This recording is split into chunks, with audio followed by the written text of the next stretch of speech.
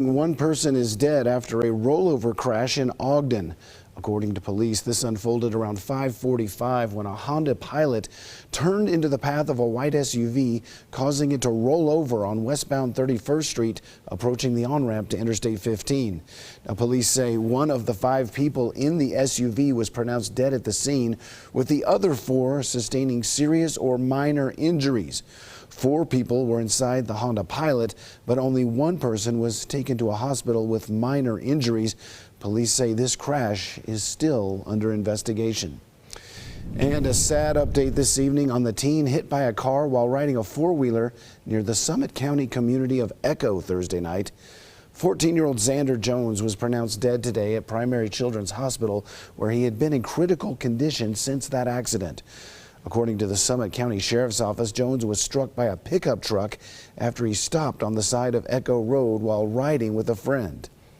Today, the Sheriff's Office posted a statement on Facebook reading, quote, "We send our sincerest condolences to the Jones family and friends, Xander's friend who was with him at the time of the accident, the driver of the truck, and all the first responders involved in this tragic accident. Hug your loved ones often." Well, turning now to the weather, it's anything but a dry January here in the state of Utah. Another storm on its way this evening. Meteorologist Nate Larson is here with the latest. Nate? Yeah, it's here, Rick. We're seeing rain showers across much of the state, even snow, of course, at the higher elevations. We're just mild as southwest flows in place.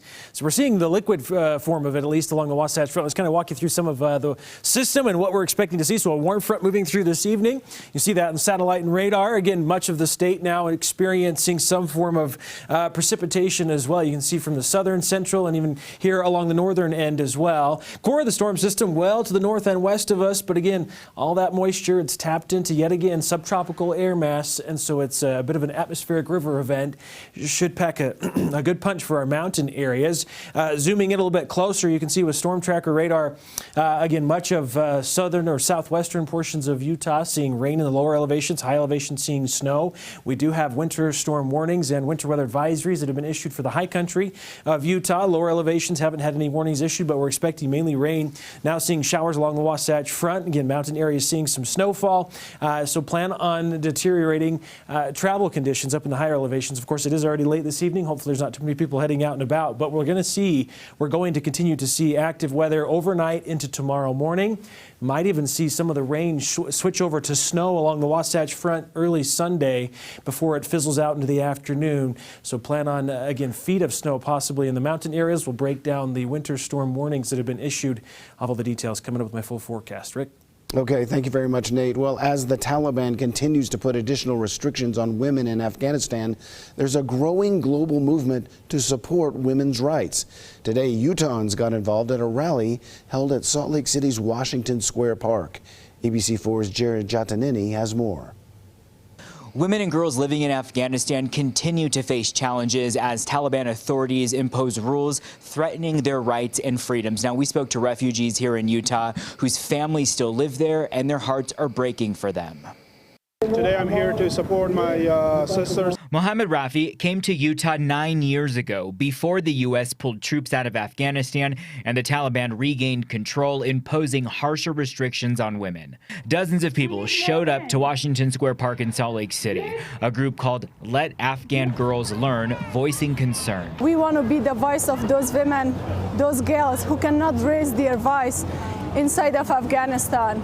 After the Taliban imposed an order back in December to bar aid groups from employing women and banning girls from attending university. We just want to make sure that they should get their rights, go back and work in order to continue their life.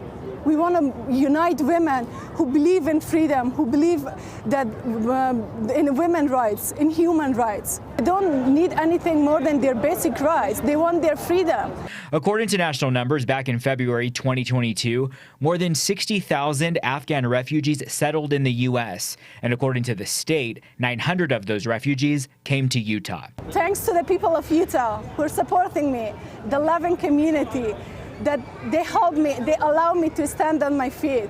Rafi is glad some of his Afghan community was able to seek refuge and hopes the Taliban will loosen their restrictions. Somehow convince them to let the women and girls go to school. Organizers are calling on the international community to place economic sanctions on the Taliban, like the visa restriction that's already in place. Jared Jotnany, ABC4 News. Well, we flipped the calendar to 2023 2 weeks ago, but Asian cultures are celebrating their Lunar New Year all this month. The Year of the Rabbit starts on January 22nd and runs through February of next year. Today, the Utah Cultural Center hosted a Vietnamese New Year celebration with firecrackers, fashion shows, traditional music, dancing, and of course, plenty of delicious Vietnamese food. It's great. They say that we usually get about 800 people, and we have local sponsors that sponsor for the fashion show today. We have adults fashion show and kids fashion show. So it's very fun. They're very willing to donate, to do gift cards or sponsor the contest. Those numerous sponsors covered the cost of the event, which was free to attend. Coming up, deadly storms hit parts of the South where multiple tornadoes ravaged 7 states. The latest on the damage and the rising death toll. All right, plus the storm is here. We're seeing snow. This is a look at Snow Basin this evening. We'll talk about how much is expected to pile up as we get into Sunday. Forecast coming up after the break. Stay with us.